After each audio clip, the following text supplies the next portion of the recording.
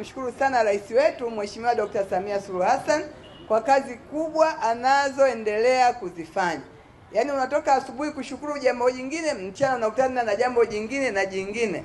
Anafanya mambo makubwa ambayo hayawezi kuelezeka, lakini tunashukuru Mungu anaendelea kumpa afya na hekima na upendo mkubwa kwa wananchi wa Tanzania. Leo tunaposhuhudia hapa, taarifa imetolewa kuwa mkoa wa Dodoma una wilaya 7, kati yake mwaka 2024 wakuu wa wilaya wote kwa kweli wa mkoa wa Dodoma magari yao yalikuwa yameshakuwa ya zamani na yalikuwa ni chakavu. Wengi wao walikuwa wanaazima aidha azime halmashauri au azime kwa taasisi ili aweze kutumia pata gari la kutumia. Mwaka 2024 Mheshimiwa Rais akatoa magari matatu, wakuu wa wilaya 3 wakapata magari mapya. Sasa hivi wanachapa kazi vizuri bila vikwazo vya usafiri.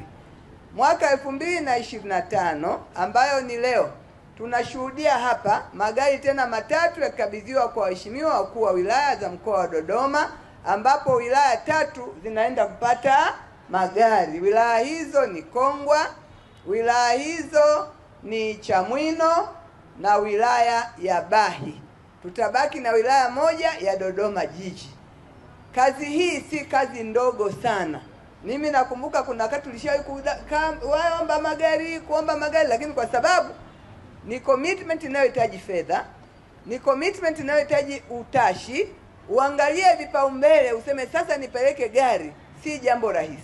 Lakini Mheshimiwa Rais kwa kutoa uzito kwa majukumu makubwa ambayo wakuu wa wilaya wanayafanya, kwa kutoa uzito kwa kujali pia Watanzania ili waheshimiwa waweze kuwahudumia kwa urahisi zaidi, ametoa tena mwaka huu magari haya matatu, magari ya kisasa kabisa. Magari wanasema ni model fulani ambayo hata hatuijui vizuri, lakini ndio imeingia hapa Dodoma, ambayo itawafanya waheshimiwa wakuu wa wilaya sasa kuwakimbilia wananchi kwa uharaka zaidi. Mimi najua kazi za wakuu wa wilaya. Unapigiwa simu saa 8 usiku, mvua inanyesha, unaambiwa mahali kuna ajali, unatakiwa uende.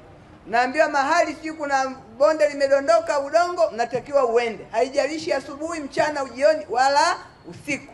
Kazi hiyo inataka vitendea kazi imara na vya uhakika ili waweze kufika kuwahudumia wananchi. Leo tunashuhudia vitendea kazi hivi vya uhakika kabisa vya kisasa ambao vitawafanya wakuu wa wilaya sasa wa mkoa wa Dodoma wawahudumie wananchi kwa utashi mkubwa.